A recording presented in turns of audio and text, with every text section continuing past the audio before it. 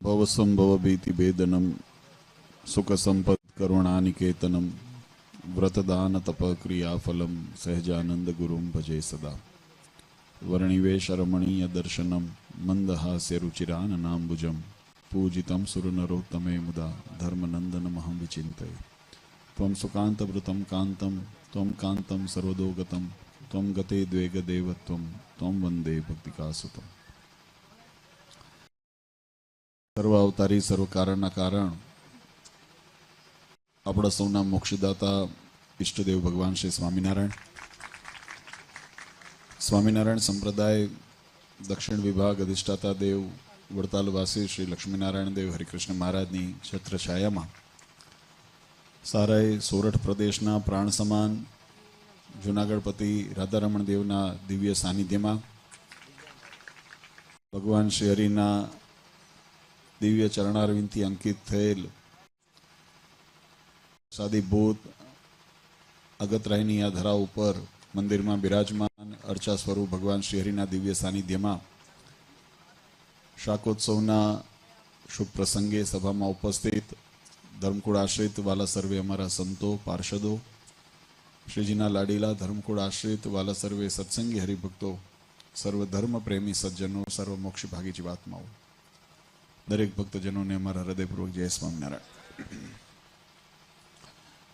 वाला भक्तों भगवान श्री हरिनी असीम कृपा थी जे तीर्थधाम अगतरायने आंगणे प्रसादीनु कूळ एवा परम भगवदीय भीमभाईनी वाडीनी अंदर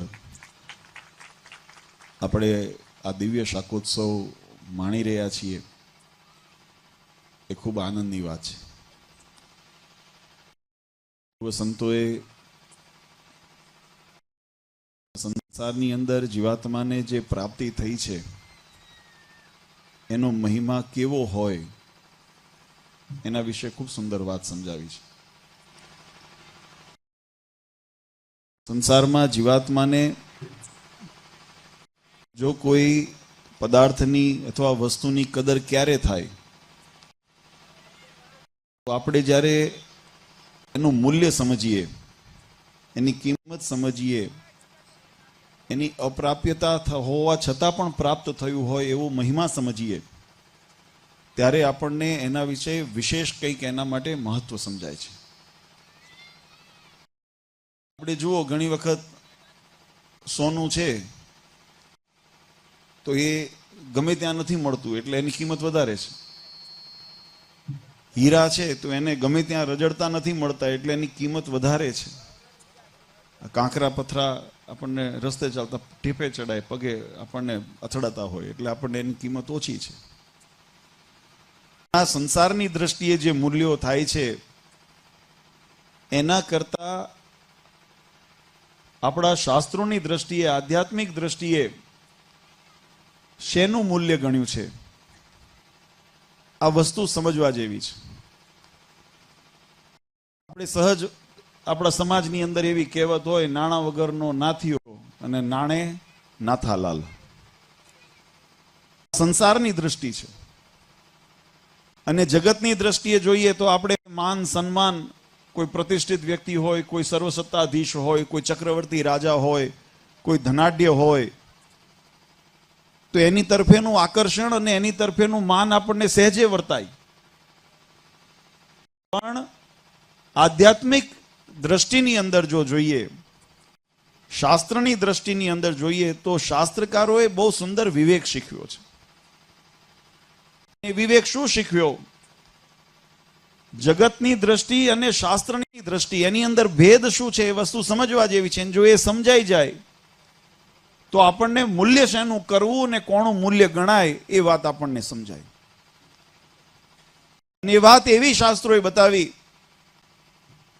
कि आ जगतना भौतिक अने नाशवंत पदार्थ होय ए पदार्थनो जेम जीवात्मा पोताना जीवन काळनी अंदर एटले के मायाथी आवृत एवो पंचभूतनो देह अने देहनी अंदर बद्ध अवस्थानी अंदर होवाथी अने जगतना विषयनी अंदर लिप्त होवाथी मायाथी आवृत होवाथी અને ક્યાંક અંશે અજ્ઞાન હોવાથી, પોતાના આત્મ સ્વરૂપને ન ઓળખેલો હોવાથી, પોતાને દેહરૂપ માનીને દેહાભિમાનની અંદર, દેહાંકારની અંદર જ્યારે માત્ર માયિક દ્રષ્ટિથી એનો વિચાર કરે છે, માયિક બુદ્ધિથી વિચાર કરે છે, માયિક દ્રષ્ટિથી એનો અનુભવ અને જોવાનો પ્રયત્ન કરે છે, ત્યારે એની દ્રષ્ટિ એ સ્થૂળ એવા જે પદાર્થો છે, નાશવંત એવા પદાર્થો છે, એની અંદર જ જઈને ઠરે છે અને એટલે એની કિંમત સમજાય છે.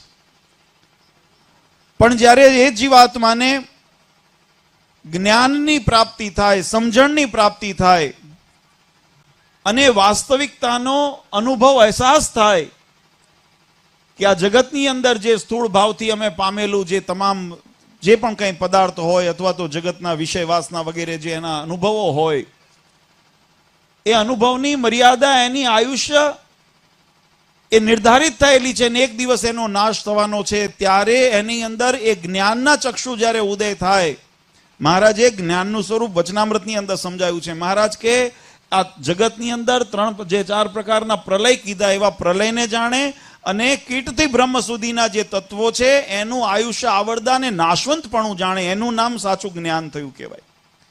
પોતાના આત્મ સ્વરૂપની અંદર જ્યારે નિષ્ઠા દ્રઢ થાય અને જગતના વિષયની અંદર, ત્યારે એની તુચ્છતા જણાય. ને એ તુચ્છતા કેવી છે? તો કે એ તો માયિક પદાર્થ, નાશવંત પદાર્થ છે અને એટલા માટે એને ભ્રમણારૂપ કીધી છે. ત્યારે આપણને મનમાં એમ થાય કે આ સંસારની અંદર જગત આખું તો કિંમત એની જ કરે છે. પણ આધ્યાત્મિક દ્રષ્ટિએ જેમ કિંમત કીધી, હમણાં પ્રેમ સ્વામીએ વાત કરીને, શરીરની અંદર જેમ પ્રાણની કિંમત સમજાય છે, ક્યારે સમજાય છે? જ્યારે શરીરના અનુભૂતિ કરવા માટે જે પ્રાણ એટલે જીવાત્મા જે છે એની કિંમત જ્યારે સમજાય, ત્યારે આપણને ખ્યાલ આવે આ નાશવંત છે. પછી મહારાજે તો ત્યાં સુધી કીધું, અને આપણે પણ અનુભવ કહીએ છીએ, કદાચ કોઈ જીવનની અંદર કોઈને એવા કઠણ અનુભવ થયા હોય, ડોક્ટરને પાસે કોઈ બીમારી થઈ હોય, ડાયાબિટીસ જેવું થયું હોય, ડોક્ટર પાસે જાઓ, કોઈ અંગની અંદર ગેંગ્રીન થયું હોય, સડો થયો હોય, અને તમે ડોક્ટર પાસે, વૈદ પાસે જાઓ, ડોક્ટર એમ કે આ અંગ કાપવું પડશે, તો આપણે પછી અંગનો મોહ કરીએ છીએ કે જીવનો મોહ કરીએ છીએ? તમે વિચારજો, કેમ થયું? નહીં તો શરીરની કિંમત તો હોય ને આપણને, દેહની કિંમત, દેહને સુખ્યા કરવા માટે આખી જિંદગી મજૂરી કરીએ છીએ. પણ જ્યારે ખબર પડે કે આ તો સડારૂપ છે, આની અંદર રોગ થયો છે, અને ભગવાને તો આજ્ઞા પણ કરી છે. મહારાજ કહે કે જો જેમ પોતાના અંગની અંદર કીડિયારાનો રોગ થયો હોય, એમ પોતાના અંગનો પછી મોહ ન રાખવો, એનો તત્કાળ ત્યાગ કરવો, નહીં તો એનાથી જાજુ ભૂંડું થાય. એમ સત્સંગની અંદર પણ કોઈ અધર્મી, અજ્ઞાની જીવાત્મા આવ્યો હોય તો એને પંચવર્તમાન ધરાવીને સત્સંગમાં લેવો. પણ સત્સંગમાં આવ્યા પછી જો કુસંગ અને અધર્મપણું રાખતો હોય તો મહારાજ કે એનો તત્કાળ ત્યાગ કરવો. ત્યાં પણ મહારાજે એનું દ્રષ્ટાંત દીધું અને આ વાત સમજાવી છે. કહેવાની પાછળનો ભાવાર્થ કે જ્યારે તમે તુલ્ય કરો ત્યારે તમને ખબર પડે કે શરીરની કિંમત કરતા આત્માની કિંમત વધારે છે. અને એના તુલનાની અંદર જેમ હમણાં સંતોએ વાત કરી કે આત્માના તુલનાની અંદર આત્મતત્વને જીવંત રાખવા, આત્મતત્વનું ચૈતન્ય જેને ગણાય અને આત્મતત્વનું જેને પ્રાણ ગણાય એવા પરબ્રહ્મ પુરુષોત્તમ નારાયણની કિંમત એનાથી પણ વધારે છે. આ વાત ક્યારે સમજાય? જ્યારે તમે એનો મહિમા સમજ્યા હો. અને એટલા માટે જગતના હીરા, માણેક, મોતી, કંકર, પથ્થર આદિ જે પણ આગળ જગતની અંદર પદાર્થો રહેલા છે એના તુલે એની કિંમત કરતા તમે જુઓ, અનુભવશો આ વાતને. કદાચ તમે કોઈ સારી 5 સ્ટાર હોટલોમાં જાઓ ને તો 2,000 ને 3,000ની એક ડીશો મળતી હોય છે, અને એની કિંમત જગતની દ્રષ્ટિએ વધારે હોય. આપણે કોઈ વ્યવહાર પ્રસંગ હોય, લગ્ન પ્રસંગ હોય, એટલે આપણે એને જ્યારે કોઈને, હવે તો વ્યવહાર પહેલા જૂના જમાનામાં એવું હતું કે ઘર કુટુંબના બધા ભક્તો ભેગા થતા, પરિવાર ભેગો થતો, સ્ત્રી ભક્તો બધા મહેમાનો માટે રાંધતા, અને એવું પવિત્રતાથી ભક્તિમય પોતા એવા વાતાવરણની અંદર બધા લગ્નના વ્યવહાર થતા. હવે બધા રસોડા ઉચક થઈ ગયા, બરાબર? એટલે આપણે જ્યારે વ્યવહાર કરવા જઈએ ત્યારે એને શું પહેલા પૂછીએ? કેટલાની ડીશ પડશે? શું પૂછીએ? એવું કરો ને? હા, બધાને, આમાં બધાને ભૂખ લાગી, હજુ વાર છે, હા તો કરો ને એવું, કેટલાની ડીશ પડશે, એની તુલના કરો, બરાબર? પછી એની પાછી સરખામણી કરીએ કે ઓલાંગ ત્યાં પ્રસંગ હતો ત્યારે આવી આટલાની ડીશ હતી, આપણે ત્યાં પછી જે જેની શક્તિ, સામર્થ્ય એ પ્રમાણે વ્યવહાર કરીએ, કરવો જોઈએ. ગ્રહસ્થ આશ્રમનો ધર્મ છે વાલા ભક્તો. મહારાજે તો ત્યાં સુધી લખ્યું, ગ્રહસ્થના જે નિયમો છે ને એને પણ શાસ્ત્રોએ બહુ સુંદર રીતે વર્ણવ્યા છે. આપણે ફાટલું ન પહેરાય, અધર્મ કહેવાય. હા, આપણી મર્યાદા છે, આ વસ્તુ સમજજો. આપણે કદાચ સંતો માટે મહારાજ લખ્યું કે જે ત્યાગી માટે શોભારૂપ છે એ ગ્રહસ્થ માટે દૂષણરૂપ છે, અને ગ્રહસ્થ માટે જે શોભારૂપ છે એ ત્યાગી માટે દૂષણ. મહારાજ વિવેક શીખ્યો છે આપણને. પણ કહેવાની પાછળનો ભાવ વાલા ભક્તો એ હતો કે જગતની દ્રષ્ટિએ કદાચ એનો મહિમા આપણે જોતા હોઈએ, પણ આધ્યાત્મિક દ્રષ્ટિની અંદર જો આપણે જઈએ તો જેનો સંબંધ પરબ્રહ્મ પુરુષોત્તમ નારાયણ સાથેનો ન હોય એવી તમામ પદાર્થોને, તમામ વસ્તુઓને, તમામ સુખને, તમામ વૈભવને શાસ્ત્રકારોએ નરક તુલ્ય કીધા છે. આ વસ્તુ સમજો. જેટલો મહિમા તમે કદાચ 5,000ની 10,000ની તમે થાળી લઈને તમે જમો અને જગતની દ્રષ્ટિની જેટલી કિંમત થતી હોય, પણ આધ્યાત્મિક દ્રષ્ટિની અંદર જેવો વળાંક લઈએ ને ત્યારે એની કિંમત એ ધૂળ થઈ જાય છે.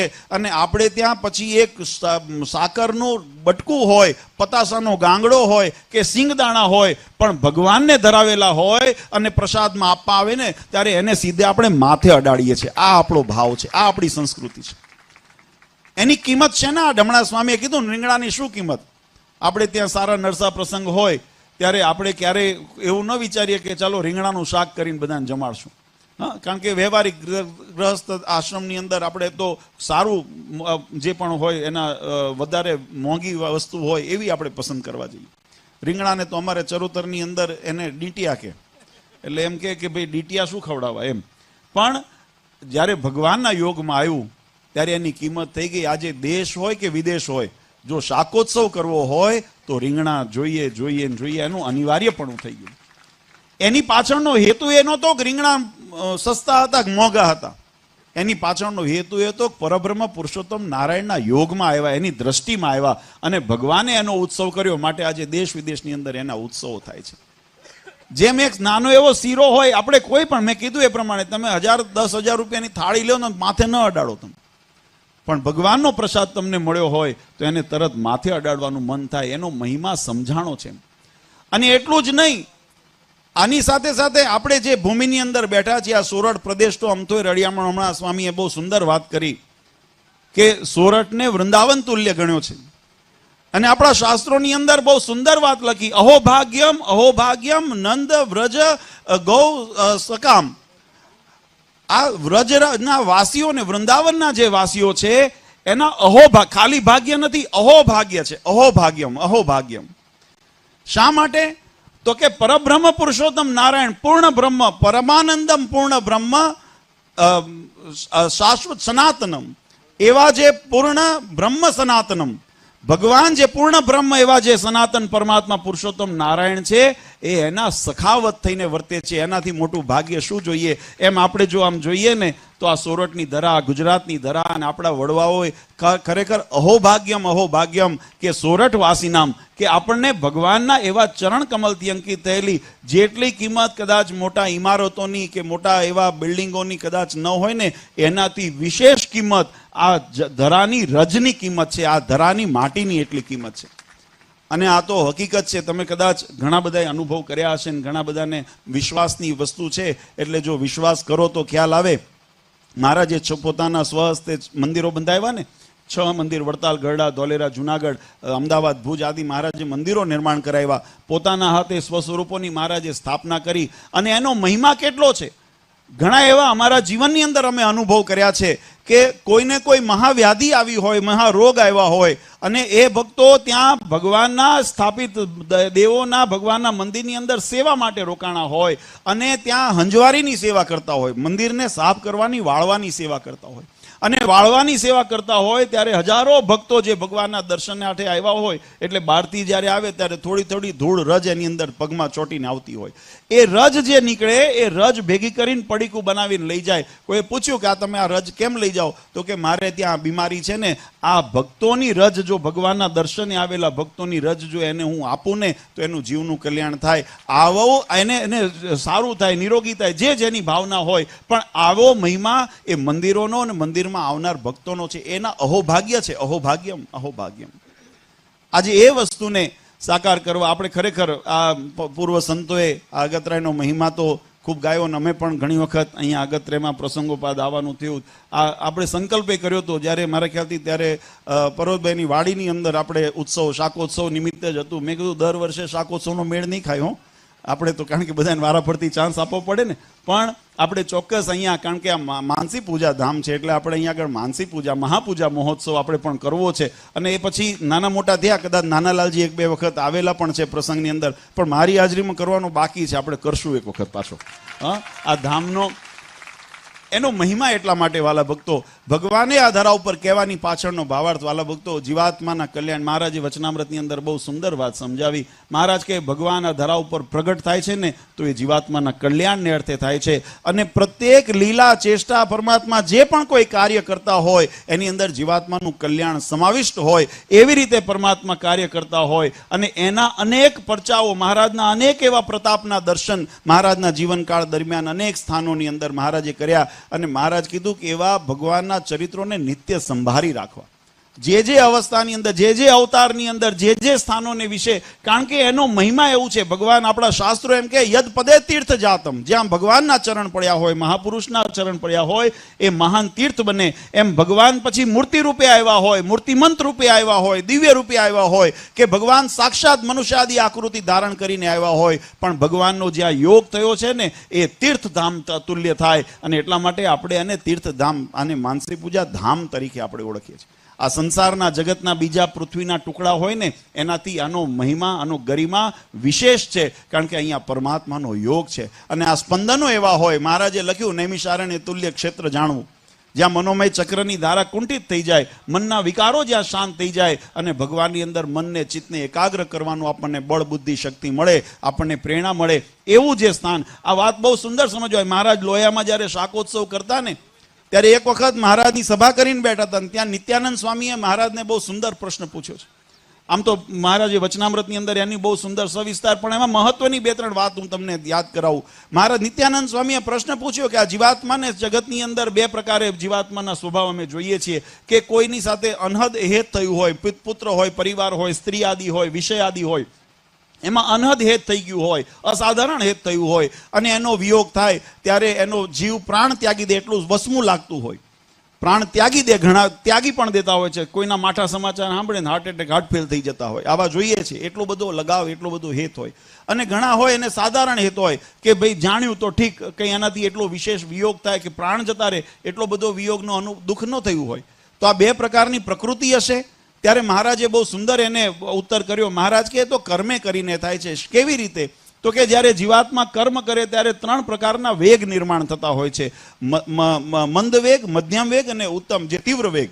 અને તીવ્ર વેગ જ્યારે એની અંદરથી પ્રવેશ્યો હોય ત્યારે એનું પણ પછી મહારાજે વિશ્લેષણ કર્યું. મંદ વેગ કેમ કહેવાય? તો કે ખાલી ઇન્દ્રિયોએ કરીને ભેગા થયા હોય, જોતા હોઈએ, સાંભળતા હોઈએ, ખાલી ઇન્દ્રિયોથી, એની અંદર મન અને આત્માનું જોડાણ ન હોય, તો કે એ મંદ વેગ નિર્માણ થયો ગણાય. જ્યારે એની અંદર મન જોડાય ત્યારે એની અંદર મધ્યમ વેગ નિર્માણ થયો ગણાય. અને જ્યારે એની અંદર જીવ પણ એની અંદર પ્રેરાઈ જાય, એની અંદર જોડાઈ જાય, પોરવાઈ જાય, ત્યારે એની અંદર તીવ્ર વેગ નિર્માણ થયો ગણાય. એવી રીતે મહારાજ કે જ્યારે કર્મ કરે જીવાત્મા, વિષયની સાથે યોગ કરે, ત્યારે જેવા વેગે કરીને જીવાત્મા અંદર પ્રવેશે ત્યારે એને એવા વેગનું હેત થાય છે. અને એટલે એ અસાધારણ સાધારણનું કારણ બને છે, એનું કર્મ બને છે. જીવાત્મા તો સ્થિતિ એક જ છે, પણ તમે કેવી રીતે અપનાવો છો. અહીંયા સંતો કથા વાર્તા કરતા હોય, ભગવાનના શાસ્ત્રો વંચાતા હોય, તમે કેવી રીતે શ્રવણ કરો છો, કેવા જો જીવથી સાંભળશો ને, આત્માને પોરવીને તમે જો કથાનું શ્રવણ કરશો ને જીવમાં ઉતારશો તો તીવ્ર વેગ નિર્માણ થશે. અને એવા વેગથી જ્યારે ભગવાનનો મહિમા જીવનમાં ઉતરે ને ત્યારે ભગવાનમાં અનહદ હેત થાય. જેમ ગોપિકાઓને હતું, જેમ હનુમાનજી મહારાજને હતું, જેમ પર્વતભાઈ, જીણાભાઈ, ભીમબાપાને જેમ ભગવાનમાં હેત હતું. કેમ એવું હેત હતું? કારણ કે એમને મનથી ભગવાનને ચાહ્યા હતા, આત્માને અંદર પોરવી હતી. મહારાજ એટલા માટે કીધું, રઘુવીરજી મહારાજ, અયોધ્યા પ્રસાદજી મહારાજે પ્રશ્ન કર્યો કે જીવાત્મા ઘણા બધા કર્મની અંદર લેપાયેલો છે, અનેક વિટમણાઓમાં ઘેરાયેલો છે, એને ઘડી બે ઘડી ભગવાનના સ્વરૂપનું જો ધ્યાન થાય અથવા ભગવાનનું નામ સ્મરણ લે તો જીવાત્માનું કલ્યાણ થાય, કર્મબંધન મુકાય. ત્યારે મહારાજે વચનામૃતમાં ઉત્તર કીધો કે પોતાના મન, ઇન્દ્રિયો, મન અને અંતઃકરણ અને પોતાના આત્માને ભગવાનની અંદર એકાગ્ર કરીને જો ભગવાનની ભક્તિ કરે ને, ત્રણેય થઈને તો અંદર જોડાય, ત્યારે ભગવાનની એ કરેલી બે ઘડીની ભક્તિ પણ સાર્થક થાય છે. એટલે કહેવાની પાછળનો ભાવાર્થ, જે આપણે અહીંયા ગ્રહણ કરીએ છીએ એનો મહિમા કેવળ કર્ણેન્દ્રિયથી અથવા તો સાંભળીને, આંખેથી જોઈને જો કેવળ કરશું તો વેગ થશે, બીજબળ બનશે. પણ જ્યારે એની અંદર મન જોડાશે અને મનથી વધારે જ્યારે એની અંદર આત્માને પોરવી દઈશું ત્યારે એની અંદર સાર્થકતા થશે. અને એટલો મહિમા આપણને. પછી મારે નિત્યાનંદ સ્વામીએ પૂછ્યું, ભગવાનમાં એવું તીવ્ર હેત થાય, કેવી રીતે થાય?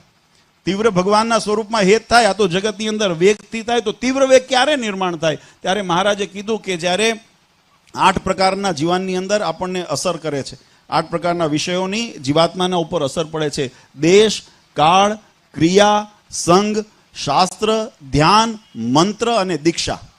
આ વસ્તુ 8 પ્રકારે જીવાત્માને, જો બહુ સુંદર મહારાજે વિવેચન કર્યું છે. વચનામૃતની અંદર સંક્ષિપ્ત ના કર્યું, પણ અન્ય શાસ્ત્રોમાં સત્સંગી જીવન આદિનો વિસ્તાર કર્યો છે. જેને દેશ કીધા, તો દેશ કેવી રીતે?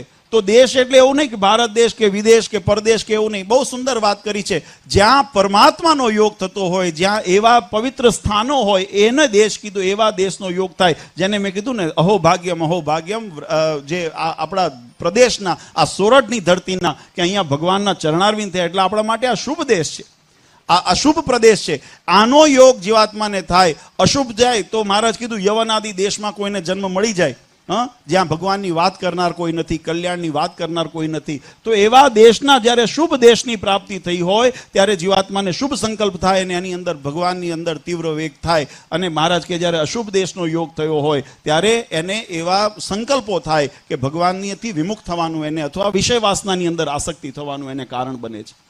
પછી દેશ, કાળ. કાળની પણ વ્યાખ્યા મહારાજ કીધું. કાળ એટલે સમય મર્યાદાનો નથી, સવાર બપોર સાંજ એમ નથી, પણ કાળની વ્યાખ્યા પણ શાસ્ત્રોની અંદર બહુ સુંદર કીધી કે આપણા જીવનની અંદર 3 પ્રકારના રજ, સત ને તમ એવા જે ગુણ છે, અને યુક્ત જે કાળ છે, એમાં જ્યારે ભગવત સંબંધી સત્વગુણ પ્રધાન જ્યારે કાળ વર્તતો હોય, એવા કાળની અંદર જીવાત્મા જ્યારે ભગવાનના સ્વરૂપમાં હેત કરે, ભગવાનની ભક્તિ કરે, ભગવાનની પ્રીતિ કરે, ત્યારે એની અંદર અનહદ પ્રેમની જાગૃતિ થાય. તમો ગુણ આદિ જ્યારે પ્રધાનપણે વર્તતા હોય ને એવો કાળ હોય, એવો સમય હોય, ત્યારે એની અંદર જીવાત્મા ગમે તેટલો પ્રયત્ન કરે પણ ભગવાનમાં હેત ન થાય. એમાં કામ, ક્રોધ, લોભ, મોહ, માયા, મત્સર, ઈર્ષા, તૃષ્ણાના સંકલ્પો થાય, અને જગતની અંદર જીવાત્માને અંતઃશત્રુના માધ્યમથી, વિષયોના માધ્યમથી પતનના માર્ગ ઉપર લઈ જાય. ક્રિયા.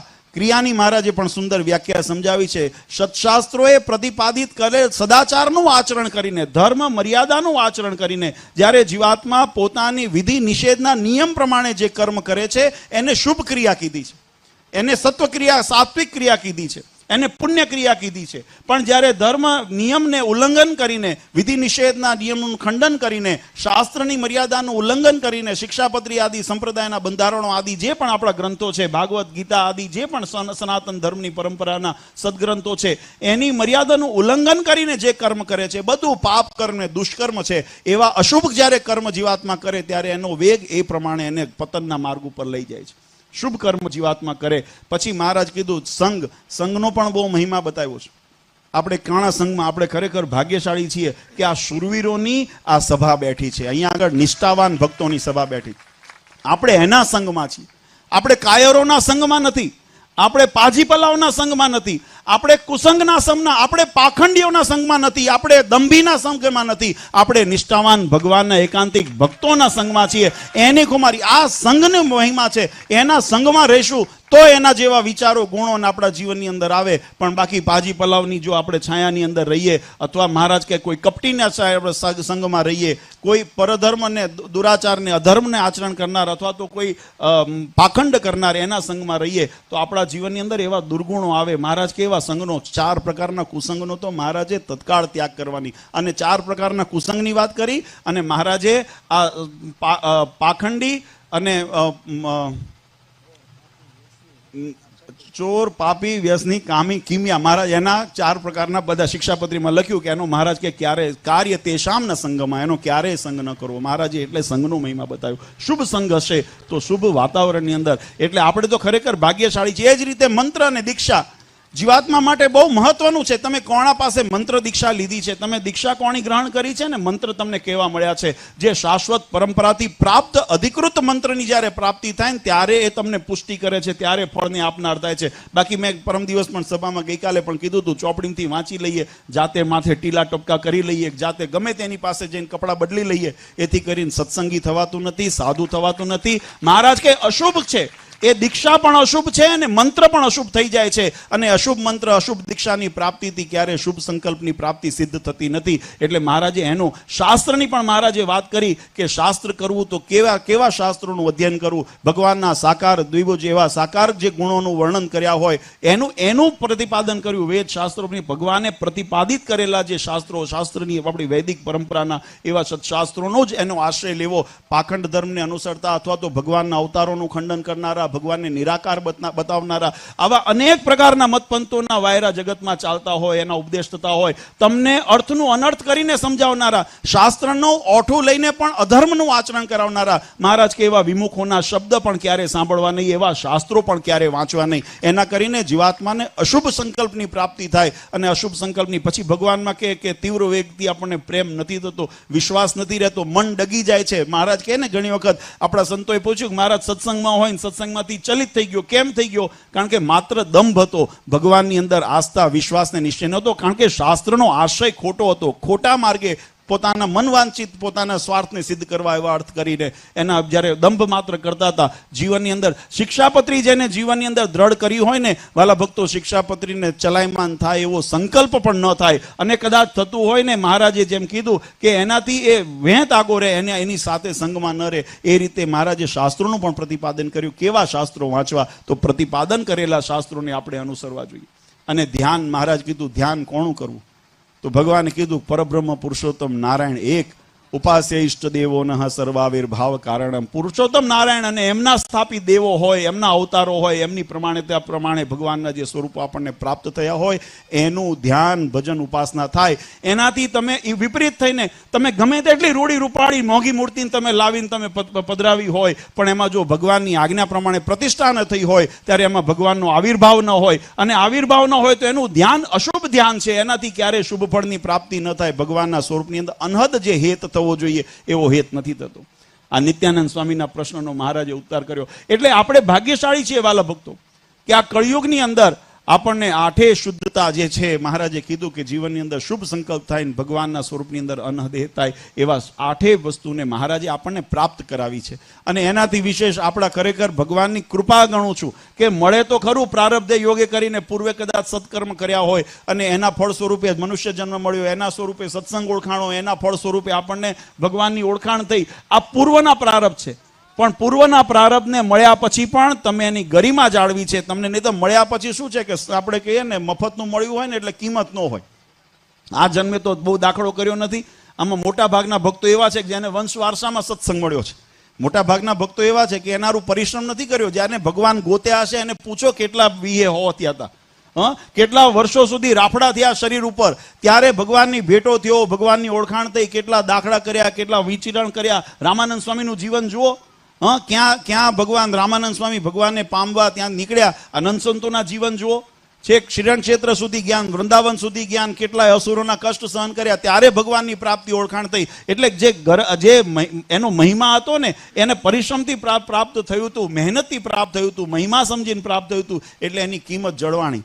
આપણને મફતનું મળ્યું છે ને એટલે આપણે એને ટકેશેર ભાજીને ટકેશેર ખાચા. ભગવાન અહીંયા નહીં મળે ત્યાં મળશે. ક્યાંથી મળશે? જ્યાં ભગવાન પધરાવીને ગયા અહીંયા મહારાજ મળે, બીજે ન મળે. આ મહારાજની રીત છે.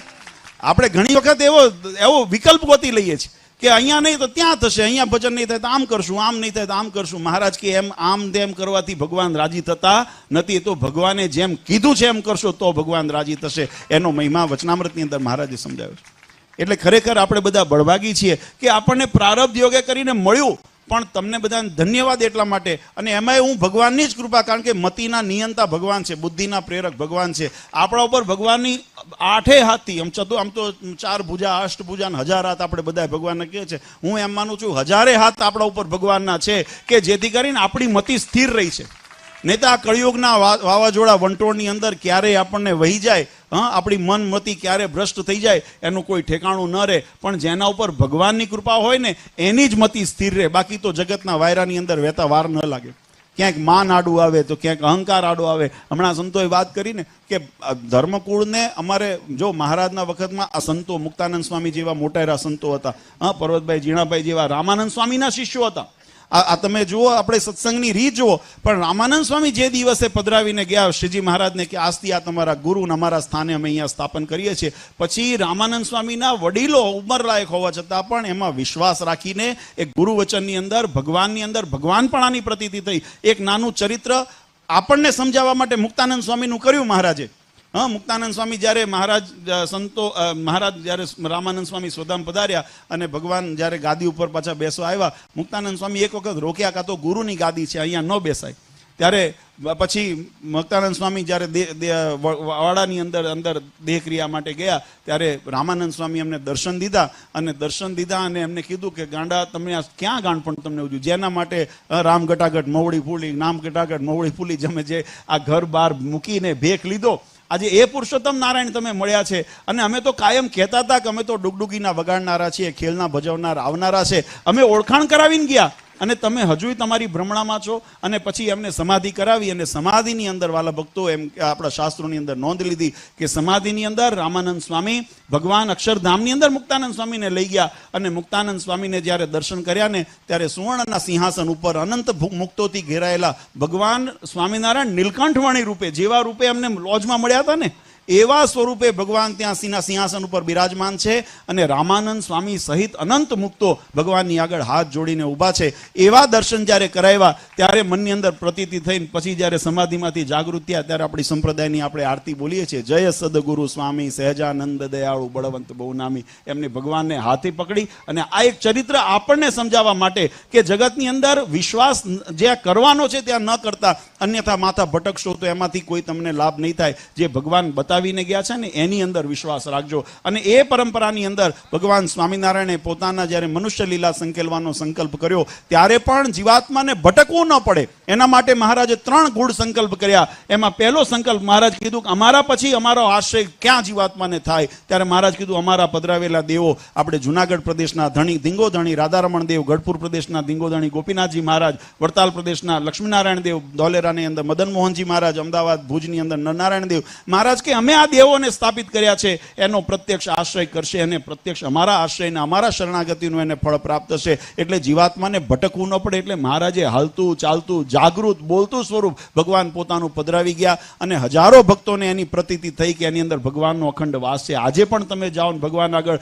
જો નિષ્કપટ ભાવે જઈને પ્રાર્થના કરો અને જો ભગવાન તમારી વાત ન સાંભળે તો કહેજો કે આમાં 2 મત છે. બાકી ભગવાન એની અંદર આજે પણ હાજર હાજર લઈને ભક્તોના ભાવથી એની વાતને ભગવાન એના ભાવને પૂર્ણ કરે છે. એ જ રીતે મહારાજે બીજો સંકલ્પ કર્યો, સત્શાસ્ત્રો રચાવ્યા. કારણ કે શાસ્ત્ર એ આપણા માર્ગદર્શક છે.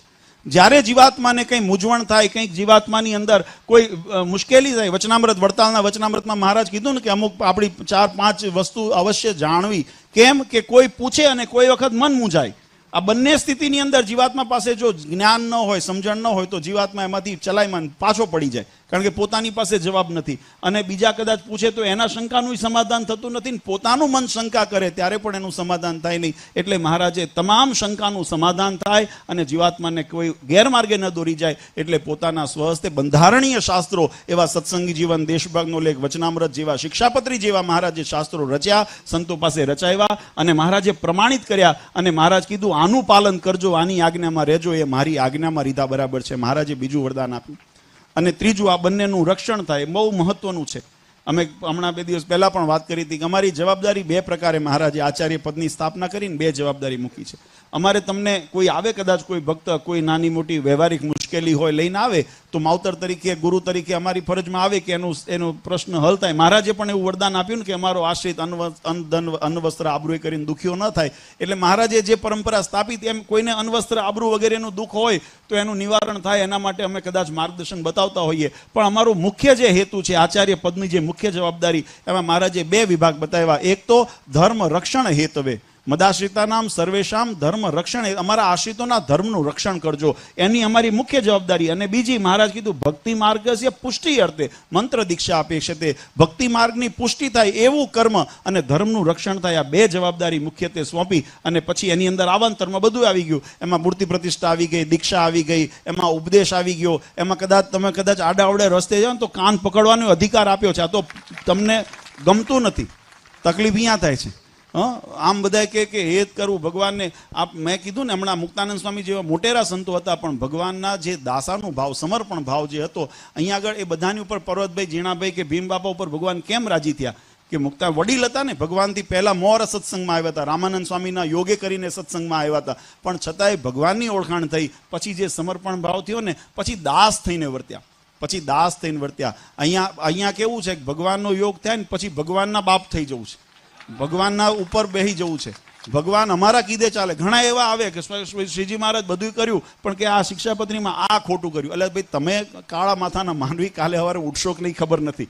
આ શરીર તમારું ક્યારે રહેશે? અને તમે પરબ્રહ્મ પુરુષોત્તમ નારાયણ કે જેની મન મજીદની અંદર આ સમગ્ર સૃષ્ટિ બ્રહ્માંડોના પાલન થતા હોય, આજે એને કાર્યની અંદર સંશય કરો, એ આપણી કુબુદ્ધિ છે, એ આપણી કુમતી છે. અને એટલે એમાં દોષ દેખાય. પછી મહારાજ કીધું જેવા વિકારો પોતામાં છે ને એવા ભગવાનમાં જોવે. એ હકીકતમાં વિકાર પોતાના છે. પોતાના અંદર જો કામી હોય તો કામ જોવે, લોભી હોય તો લોભ જોવે, માની હોય તો માન જોવે, અને ઘણા બધા પછી જે પોતાના દોષ હોય ભગવાનમાં જોવે. પણ એમ કલ્યાણ થતું નથી. એ તો પરમાત્માને સર્વોપરી જાણીને જે સમર્પણ ભાવથી, દાસત્વ ભાવથી જ્યારે ભગવાનને અર્પિત થઈએ ને, ત્યારે ભગવાનનો રાજીપો થાય. અને એવા ભક્તો ઉપર ભગવાન રાજી થાય ત્યારે ભગવાન એના માધ્યમે કરીને પણ એનું તો કલ્યાણ કરે જ. પણ જેમ હમણાં આપણે આ ઇતિહાસ સાંભળ્યો કે હજારો કીડીઓનું ભગવાને કલ્યાણ કર્યું, એને ભોમા પુરુષના લોકની અંદર ભગવાને મોકલ્યો. તો એ જે ભગવાને જે પ્રાપ્ત આપ્યો એ ભગવાનના દાસત્વના કારણે, ભગવાનના રાજીપાના કારણે પ્રાપ્ત હતો. અને એવી જ આ આપણા જીવનની અંદર આ પ્રેરણાદાયી છે. આપણે પણ જો, અને એટલા માટે કીધું કિંમત કોની છે? મોટી ઇમારતની કિંમત નથી, આના રજની કિંમત છે, કારણ કે આ ભગવાનના યોગમાં છે. એમાં જીવની અંદર કદાચ તમે લાખોપતિ કરોડોપતિ છો કે કેમ, તમે મોટા કંપનીના માલિક છો કે કેમ, તમે કોઈ મોટા ચક્રવર્તી, તમે સમ્રાટ છો કે કેમ, એ મહત્વ નથી. પણ જો તમે ભગવાનના ભક્ત છો ને, તો ભગવાન કે અમારા આંખ માતા ઉપર અમે એને રાખીએ છીએ. નરસિંહ મહેતા, મીરાબાઈ, આ બધાના જીવન તમે જુઓ, પ્રહલાદ, ધ્રુવ આદિના જીવન, દાદા ખાચર, ભીમભાઈ પરવતભાઈ, આ કઈ બધા લખપતિ ને કરોડોપતિ નહોતા, સુખી હતા ભગવાનની કૃપાથી, પણ કોઈ એવા મોટા ધનાઢ્ય નહોતા. અને વચનામૃતમાં તો મહારાજે સ્પષ્ટ લખ્યું, જ્યારે ચિમનરાવે ભગવાનને પ્રશ્ન પૂછ્યો, શોભારામ શાસ્ત્રીએ ભગવાનને કીધું કે મહારાજ તમારા ઐશ્વર્યના દર્શન તમે આ પામર નાના ભક્તોને કરાવો છો, પણ કોઈ મોટાને તમે કરાવો તો એનાથી મોટો સમાજ થાય. કારણ કે આપણો એક સમાજની એક વ્યવસ્થા છે કે મોટાની ચાલે ને એની પાછળ નાના ચાલે. એટલે આપણે એનો વાદ લેતા હોઈએ. તો મહારાજને શોભારામ શાસ્ત્રીએ કીધું તમે આ મોટા વડીલોને તમે જો કોઈ એવા મોટા હોય, રાજા હોય, કોઈ એવા મંત્રી હોય, તમે એને તમારા દર્શન કરાવો, એને પ્રતિતિ કરાવો, તો એની પાછળ સમાજ સહેજે ચાલ્યો કરે. ત્યારે મહારાજે બહુ સુંદર ઉત્તર કર્યો. મહારાજ કે એને માનનું એને અંગ વધારે હોય, અને મને ત્યાગનું, તપનું અંગ વધારે છે, મને ભક્તિનું અંગ વધારે છે. મને પ્રિય માન નથી. એ બધા જ રાજી થાય તો મને શું આપે? ગામ આપે, ગરાશ આપે, ધન સંપત્તિ આપે, બહુ તો રાજ્ય આપે. મારે એની અપેક્ષા જ નથી. મારી અપેક્ષા તો મારો ભક્ત મને ભાવથી ભજે ને એ અપેક્ષા છે. એટલે કોણે નમે? એટલે અમને એની સાથે મન કરતું નથી. એટલે એવું નથી કોઈ ભગવાનના ભક્તોમાં કોઈ મોટા નહોતા, પણ જેને ભગવાનને ભાવથી ભજ્યા હતા. દાદા ખાચરને ભગવાન કેમ રાજી થયા? તો એને કીધું કે એના ગમતું મૂકી અને અમારા ગમતામાં વર્તે છે, એટલે ગઢડું અમને અમારું લાગે છે, એટલે દાદાનો પરિવાર અમને અમારો લાગે છે. એવા ભાવથી સમર્પણ જ્યારે જીવાત્મા થાય છે ત્યારે ભગવાનના રાજીપાના અધિકારી બને છે. ગોપિકાઓની ભક્તિ મહારાજે એટલા માટે વખાણી કે ભગવાનને પામવાનું મન તો ઘણું હતું, પણ ભગવાન નારાજ ન થાય એવા ભાવ માત્રથી પોતે રોકાઈ જતી કે ભગવાન તેડાવે ત્યારે જવું છે, ભગવાનની આજ્ઞા લોપીને જવું નથી. આવી રીતે સમર્પણ ભાવ હતો. ત્યારે મહારાજ કે ભલે અમારાથી હજારો લાખો ગૌ છેટા હોય, પણ અમે તલ માત્ર દ્વારકાની એક વખત ગોમતીના કિનારે રાજા મહેલની અંદર ભગવાન દ્વારકાધીશ ઉદાસ બેઠા હતા. ત્યારે ઉદાસ બેઠા, કોઈએ પૂછ્યું, ત્યાં ઉદ્ધવજી આદિ આવ્યા કે કૃષ્ણ પરમાત્માને પૂછ્યું, તમે ઉદાસ કેમ છો? ત્યારે કે મને મારું વૃંદાવન, ગોકુળ, ગોપિકાઓ મને યાદ આવે છે, એના પ્રેમ યાદ આવે છે. નહીં તો ચક્રવર્તી રાજા બન્યા પછી આવું નાના માણસને કોણ યાદ કરે?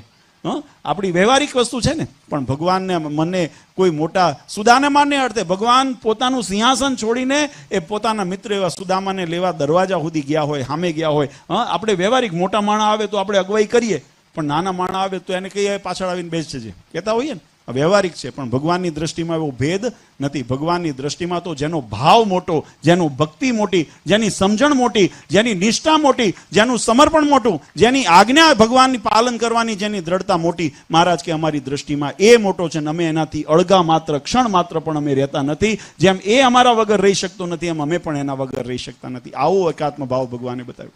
તો જે મોક્ષની પ્રાપ્તિ માટે આપણે ઝંખના રાખતા હોઈએ એ પ્રાપ્તિની રીત આપણને આના દ્વારા શીખવાડી છે, અને એ પરંપરાની અંદર આપણે સત્સંગ કરીએ છીએ. ખરેખર ભાગ્યશાળી છે. ઉત્સવ બધા તો આ બધા જાગૃતિ એટલા માટે અમે કાયમ કહેતા હોઈએ, ઉત્સવના હેતુ એ જ છે કે આપણને જ્યારે જગતના વ્યવહારની અંદર આ બધું વિસરાઈ ગયું હોય ને, અથવા તો જગતના પ્રભાવની અંદર કદાચ મનની અંદર મનોબળ નબળું થયું હોય, ત્યારે આવા પ્રસંગો નિર્માણ થાય, એની અંદર આપણે આવીએ, બે ભગવાનના મહિમાના શબ્દો સાંભળીએ, બે શાસ્ત્રની મર્યાદાના શબ્દો સાંભળીએ, અને આપણા અંદર ચડેલી જે માયાની અથવા તો આ વ્યવહારની અથવા તો આ જગતની જે રજ હોય એ રજ ખંખેરી નાખીએ, તો વળી પાછું આપણું આત્મબળ તાજું થાય અને પરબ્રહ્મ પુરુષોત્તમ નારાયણની ઉપાસનાની અંદર આપણું લક્ષ્ય આપણે સાધ કરવા માટે અગ્રેસર થઈ શકીએ. એના માટે આ ઉત્સવ નિર્માણ થતા હોય છે.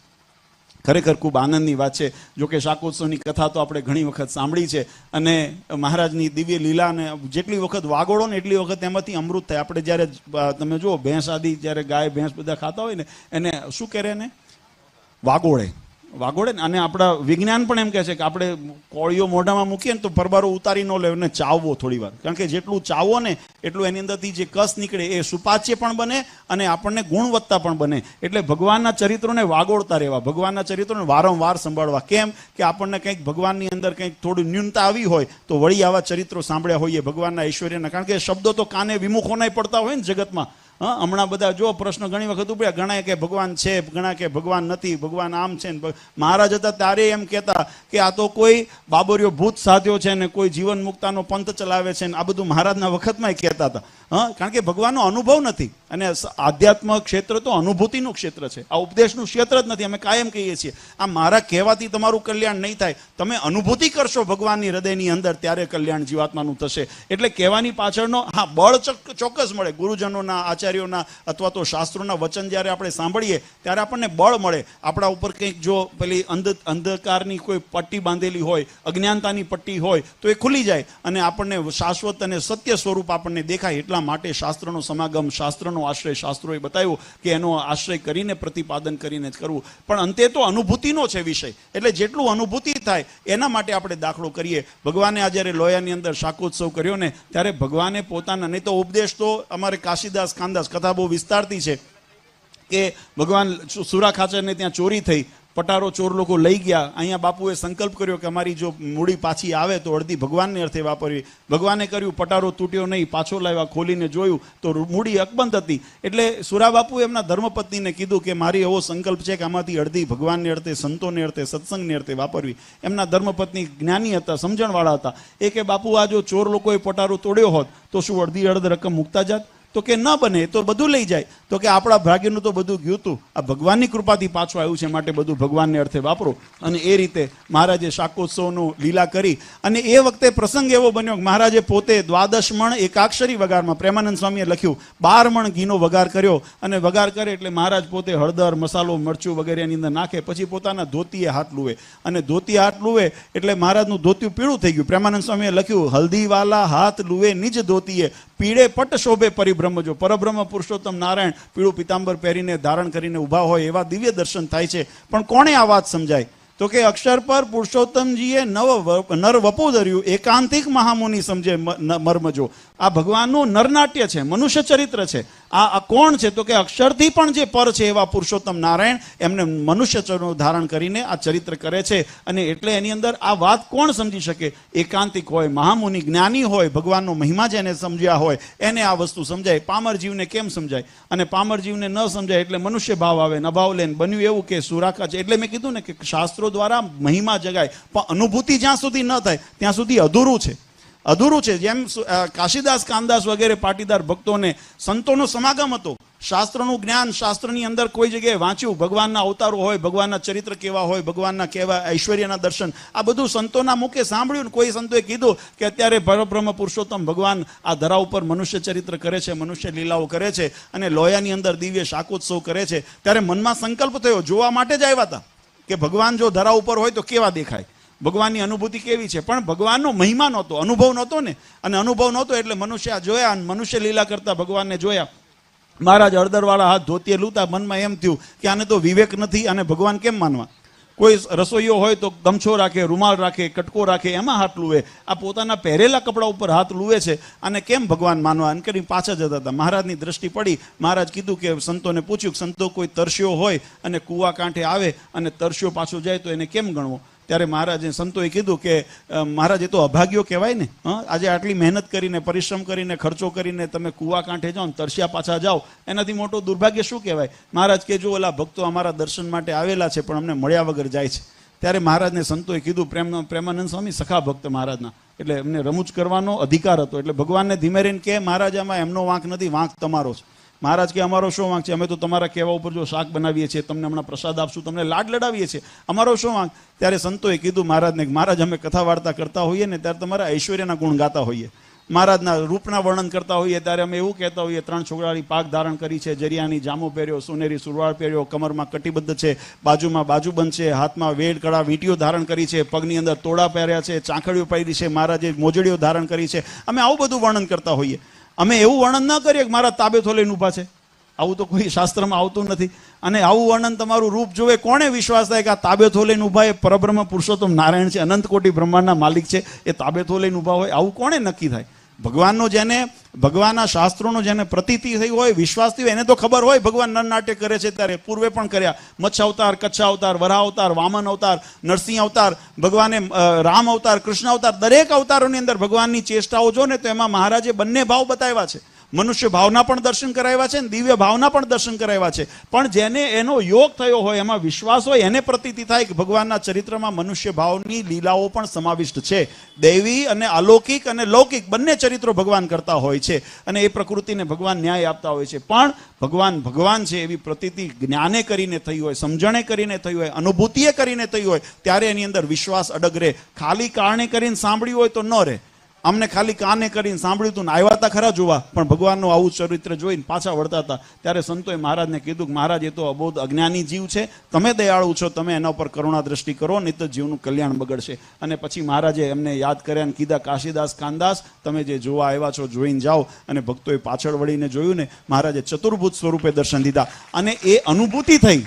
પછી ભગવાનના આનંદની આશ્રિત થયા. અને આજે પણ એ સત્સંગની કહેવાની પાછળનો ભાવાર્થ વાલા ભક્તો એ છે કે આપણે પણ ભગવાનની અનુભૂતિ જ્યારે કરવી હોય ત્યારે અનુભૂતિ કેવી રીતે થાય? હમણાં મેં વાત સમજાવી. અનુભૂતિ કેવી રીતે થાય? તીવ્ર વેગ ક્યારે નિર્માણ થાય? જ્યારે જીવ અંદર રેડશો ત્યારે થશે. માત્ર શરીરથી, ઇન્દ્રિયોથી. અહીંયા ઘણા બધા બેઠા હોય, બધાને કોઈ વ્યક્તિગત ન લેશો, પણ ઘણા માત્ર શરીરથી જ અહીંયા બેઠા છે. હા, શરીરથી અહીંયા કાને શબ્દ પડે છે, મન અહીંયા આગળ નથી. મન કંઈક ફરતું હશે બીજા વાડીએમાં કે ખેતરમાં કે દુકાને કે વેપારમાં કે કોઈના લગ્નગાળો કંઈ હવે કોઈને આમંત્રણે હશે, ત્યાં લગ્નગાળો ચાલે છે ને, કોઈને વ્યવહાર ત્યાં આમંત્રણે હશે અને વહેલું વિચારતા હશે કે વહેલું પતે તો જઈએ પાછા, એવું બધું વિચારનાર. એટલે મનથી તમે ક્યાંક પડતા હોય. ઘણી વખત મને કદાચ અહીંયા હોય, શરીર અહીંયા હોય, પણ જીવ અંદર પોરવેલો ન હોય ત્યાં સુધી આપણને અનુભૂતિ નથી થતી, સાક્ષાત્કાર નથી થતો.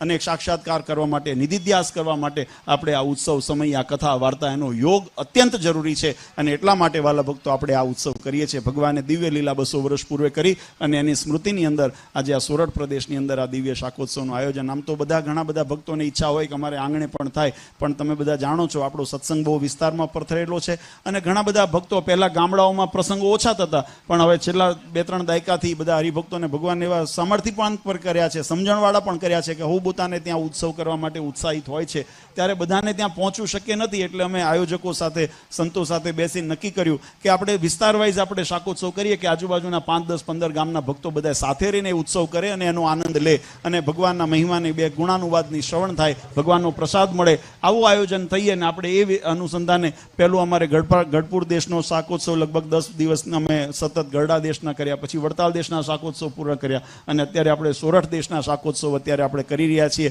એમાં આજનો વારો આપણો અગતરાય જેવું પરમ પવિત્ર ધામ જેને કહેવાય, ભગવાનનો જ્યાં સાક્ષાત અહીંયા યોગ રહેલો છે. અને હમણાં સંતોએ કીધું ને, ભગવાન મૂકીને જતા નથી. મહારાજે કીધું અમે સત્સંગ મૂકીને ક્યાંય જતા આજે પણ રાધારમણ દેવ સ્વરૂપે કે આપણા મંદિરની અંદર જે મહારાષ્ટ્રીય પ્રતિષ્ઠા કરેલી છે એવી મૂર્તિ સ્વરૂપે ભગવાનનો અખંડ વાસ આપણા ધરા ઉપર, આપણી મધ્યની અંદર, આપણા હૃદયની અંદર હંમેશા છે. અને એ ભાવથી આપણે જ્યારે આ ઉત્સવ કરી રહ્યા છીએ ત્યારે ભગવાનને પ્રાર્થના કરીએ કે અમારી આ સમજણની અંદર મહારાજ દ્રઢતા રાખજો. જે કૃપા 1000 હાથથી અમારી રક્ષા કરો છો અને કાયમ એવા અધર્મથી અમારી કાયમ રક્ષા કરજો. નહીં તો કળિયુગનું વાતાવરણ છે ને માયાનું વારણ એ આપણે ફગવા ગઈએ ને એમાં ગઈએ છીએ મહાબળવંત માયા તમારી અને આવરે બહુ બળવાન છે. આપણે જરાય જો દેહાભિમાન ને અહંકારમાં આવ્યા ને મારું કોણ બગાડે. મેં તો જોયું છે એવું, મારા જીવનની અનુભૂતિ છે. આ મંચ ઉપરથી ડાપણો કરતા હતા કે અમે 2 કલાક અમારી જોડે બેહાડ દો, અમે ફેરવી નાખીએ, ફરી ગયા છે. આ અહંકાર, આ દેહાભિમાન, ક્યારે પણ દેહાભિમાન અહંકારની અંદર ન આવશો. કારણ કે જે દિવસે તમે અહંકાર મૂક્યો ને તે દિવસ ભગવાન છેટા જતા રહે છે. ભગવાનની અંદર શરણમાં રહેજો. આ નિષ્ઠા અમે કાયમ દ્રઢ કરાવીએ છીએ અને કરાવતા રહીશું. તમે વ્યક્તિને ન પકડશો, અમને પણ ન પકડશો. તમે પકડો તો ભગવાન પૂર્ણ પુરુષોત્તમ ભગવાન શ્રીહરિને પકડજો, એની આજ્ઞાને પકડજો. એની આજ્ઞા પ્રમાણે જો તમે રહેશો તો ભગવાન તમારી રક્ષા કરશે, નહીતર ભગવાન પણ રક્ષા કરતા નથી. પછી આપણે એમ કહીએ, હમણાં સ્વામી કીધું ને, પછી શેની રીસ કરવાની અમારા ઉપર, પછી અમારા ઉપર ક્યાંની રીસ કરવાની? અમે નો અમારું બુદ્ધિ સાચી. મહારાજે કોઈ કીધું કે મહારાજ તમે તો બુદ્ધિના નિયામક છો, હમણાં આપણે વાત કરી, તો તમે કેમ બુદ્ધિ ઠેકાણે ન રાખતા? મહારાજ કે પણ તમે તબલાની થાપો પડતી હોય, નૃતિકાઓ નૃત્ય કરતી હોય, દારૂની મહેફિલ ચાલતી હોય અને તમે એની વચ્ચે જઈને બેહો પછી એમ કહો ભગવાન મારી મતિ ઠીક નથી રાખતા. ભગવાન ક્યાંથી ઠીક રાખે? તમે સંઘ બદલો, તમે સ્થાન બદલો, તમે સિદ્ધાંતમાં આવો, તમારી રક્ષા અમે કરીશું. ધર્મો રક્ષેતી રક્ષતા. આપણે આપણા જીવનની અંદર ધર્મનું રક્ષણ કરશું ને તો ધર્મ આપણું રક્ષણ કરશે. આપણે અધર્મનું પાલન કરશું પછી ધર્મ આપણું રક્ષણ નહીં કરે. એમ ભગવાન પણ જો ભગવાનના થઈને રહેશો તો ભગવાન રક્ષણ કરશે. નહીં તો મહારાજ કહે છે કાળનો માયાનો કોળિયો ભલે થતો, ભગવાનના શરણે રહેશો. મહારાજ કે અમે કાળ માયાનો અમે હુકુમ થવા દેતા નથી. અને દેશ કદાચ દંડ પણ દેવો પડે. આપણે તો માણસ છીએ, માણસ માત્ર ભૂલને પાત્ર.